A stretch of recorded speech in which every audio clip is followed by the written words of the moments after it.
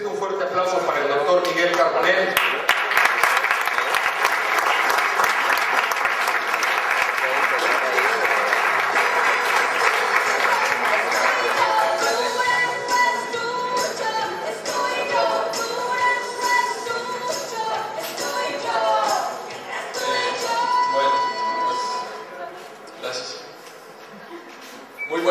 Muy buenas tardes.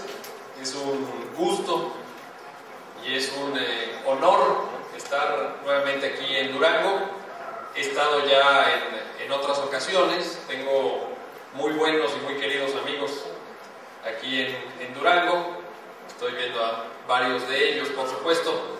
Y el tema sobre el que la Fundación Colosio, a través de su distinguido presidente, me invitó a conversar con ustedes, tiene que ver con los retos actuales de los poderes legislativos. Legislar en tiempos de incertidumbre. He dividido mi exposición en tres partes. En la primera de ellas haré referencia al vínculo que hay entre los representantes populares, los legisladores y la confianza ciudadana. Un concepto que me parece absolutamente clave, absolutamente fundamental en cualquier sistema democrático. En una segunda parte hablaré de las funciones de un poder legislativo. Esto es algo que nunca se debe dar por hecho, que pueden y que no pueden hacer los legisladores. Y al final, en la última parte, intentaré, antes de hacer una conclusión o una reflexión conclusiva, intentaré perfilar lo que desde mi punto de vista tendría que ser una agenda legislativa sustantiva. Es decir, cuáles serían los contenidos mínimos, los contenidos básicos, los más evidentes que debería tener una buena agenda legislativa desde mi punto de vista. Pues bien, en cuanto a la primera parte, decirles que en términos de confianza, nuestros poderes legislativos no sacan muy buena nota. No nada más en México, pero también en México, y esto es lo que debe preocuparnos. Fíjense ustedes, para no nada más dar opiniones, para no nada más hablar de conjeturas abstractas, vámonos a las cifras duras. La encuesta de conducta cívica y de hábitos políticos más prestigiosa de toda América Latina se llama Latinobarómetro.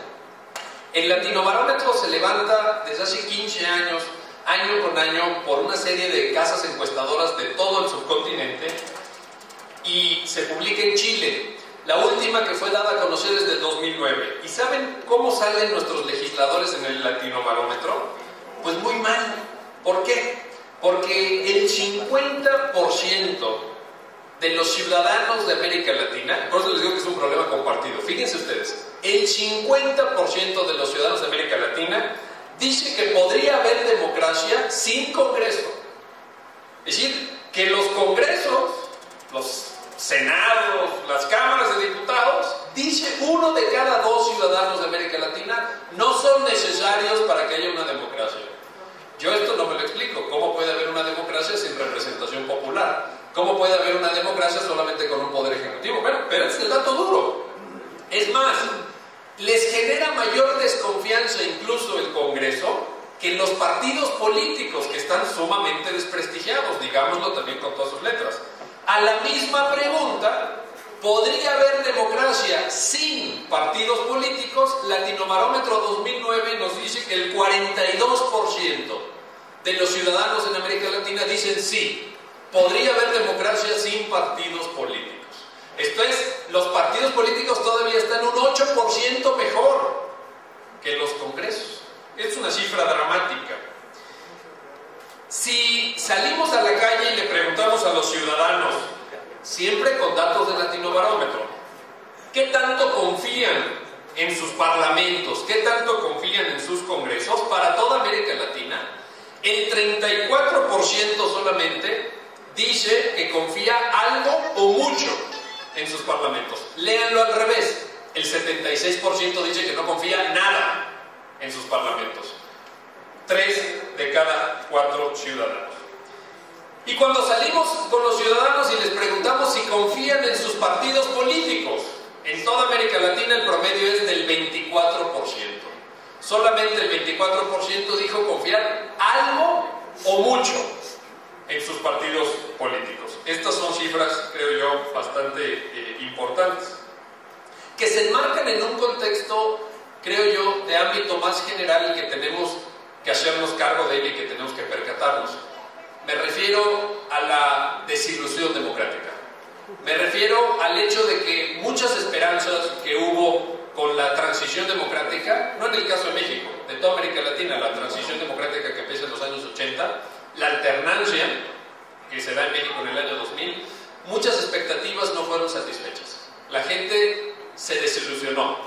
Vio gobiernos, no digo de qué color, de todos los colores, poco efectivos, poco atentos a sus necesidades. Gobiernos más preocupados por el desplazamiento de una élite sobre otra, gobiernos más preocupados por la rotación en los cargos públicos que por atender las necesidades sociales. ¿Qué tan satisfechos estamos en México con la democracia? Latinobarómetro nos dice que somos el segundo país de toda América Latina más insatisfecho.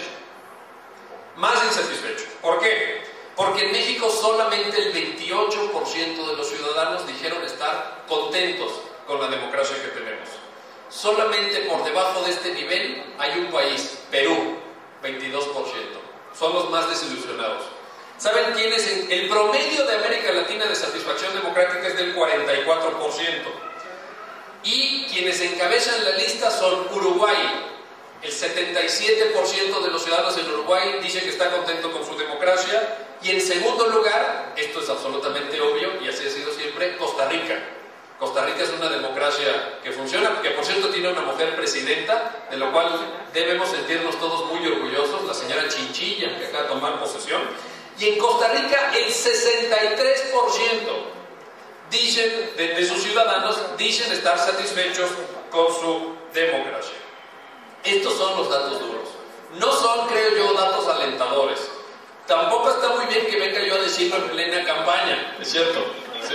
Pero hay que decirlo, estos son los datos. No podemos mentirles a los ciudadanos. Creo que es un acto de responsabilidad asumir que tenemos mucho por hacer en términos de avance democrático y que tenemos mucho que hacer en términos de generación de confianza. ¿Por qué la gente no dice que puede haber democracia sin Congreso? Porque no confía en sus representantes populares. Porque piensa que los diputados están ahí para hacer otras cosas y no para atender las necesidades de la gente. Y esto hay que leerlo bien, y un buen político tiene que leer bien estas cifras para intentar revertirlas. Y sobre todo, para generar confianza. Y la confianza se genera cuando el trabajo político está bien hecho. Pero la pregunta es esta, segunda parte de mi exposición. La pregunta es, ¿y qué trabajo de fondo, qué trabajo en favor de la democracia tienen que hacer los representantes populares? Esto es, los integrantes de los poderes legislativos.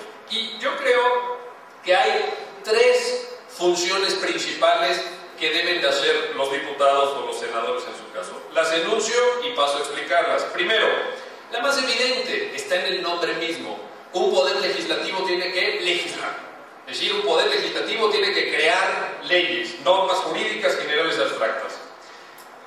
Un poder legislativo moderno tiene que dedicar una buena parte de su tiempo, tiene que dedicar una buena parte de su agenda a temas de control parlamentario. Esto es algo que es complicado en México porque nunca se ha hecho, prácticamente nunca se ha hecho, y porque todavía no estamos acostumbrados a los gobiernos divididos, todavía no estamos acostumbrados a que haya un ejecutivo de un partido y un poder legislativo controlado por otro partido, sino que normalmente se dan mayorías. No a nivel federal, por cierto, a nivel federal ya tenemos gobiernos divididos desde 1997, pero a nivel local todavía el partido normalmente que controla el ejecutivo controla el poder legislativo, y en ese sentido estamos poco entrenados en términos de control parlamentario. Voy a poner algún ejemplo concreto dentro de unos minutos.